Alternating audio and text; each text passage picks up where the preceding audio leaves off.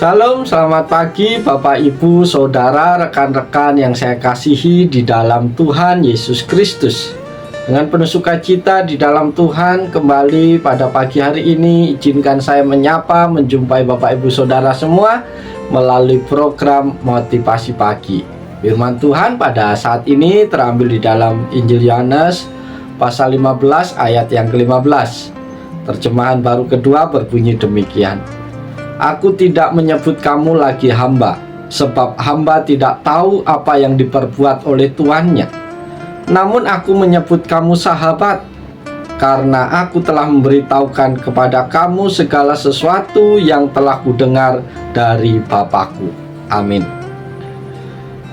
Saudara-saudara terkasih dalam Tuhan Yesus Kristus, dalam nats firman Tuhan pagi hari ini, Yesus menyatakan perubahan relasi antara dia dan para muridnya, dari hamba menjadi sahabat.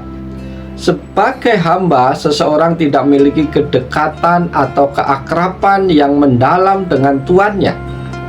Hamba hanya menjalankan tugas tanpa mengetahui rencana atau maksud yang lebih besar di balik perintah tersebut.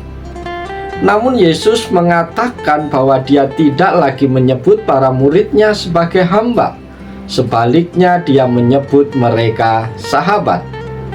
Saudara-saudara terkasih, panggilan sahabat ini adalah sesuatu yang sangat mendalam.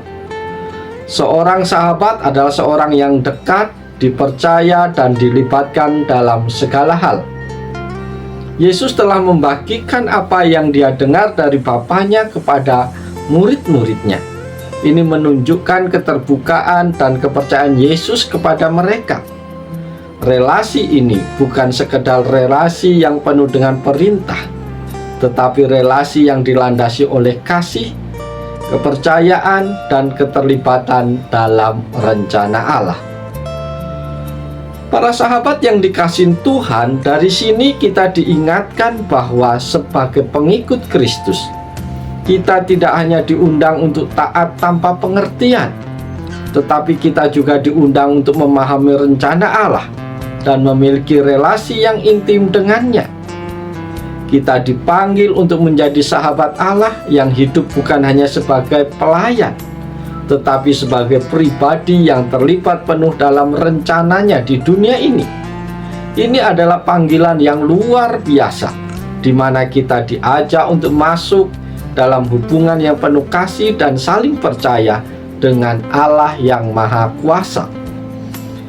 Bapak, Ibu, Saudara yang dikasihi Tuhan, apa yang bisa kita renungkan dari bagian firman Tuhan ini?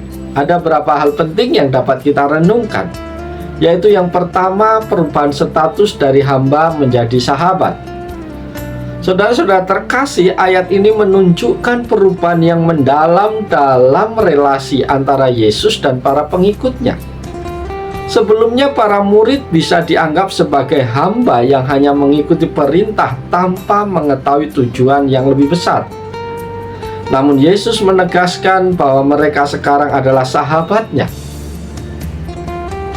Mari kita renungkan, apakah kita menyadari kedekatan dan keistimewaan yang diberikan Yesus kepada kita sebagai sahabatnya, bukan hanya sebagai pelayan. Yang kedua yang kita renungkan adalah keterbukaan Yesus. Saudara-saudara terkasih, Yesus membagikan apa yang dia dengar dari Bapaknya kepada murid-muridnya. Ini menunjukkan bahwa dalam persahabatan ada keterbukaan, transparansi, dan kepercayaan. Yesus tidak menyembunyikan maksud-maksud Allah, tetapi mengajak para pengikutnya untuk memahami rencana Allah. Mari kita renungkan, apakah kita menerima dan mencari untuk memahami pesan dan kehendak Allah yang telah disampaikan Yesus kepada kita?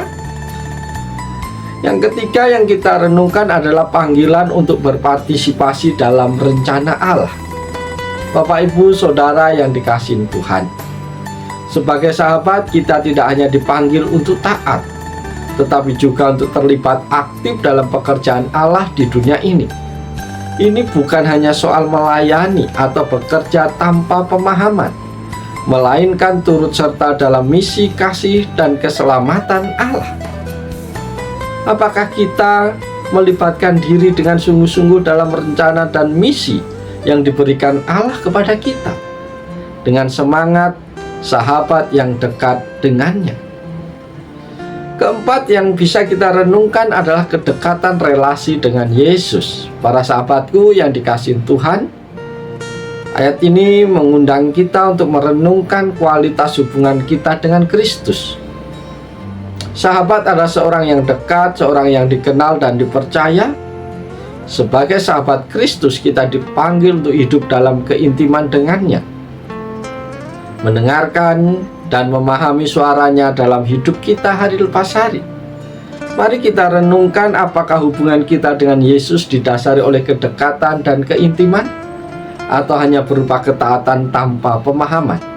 Karena itu, nats firman Tuhan di pagi hari ini mengajak kepada kita semua untuk merenungkan bagaimana kita menjalin relasi dengan Yesus. Sebagai sahabat, kita dipanggil untuk memahami, terlibat, dan hidup dalam keintiman dengan Tuhan dalam kehidupan hari lepas hari.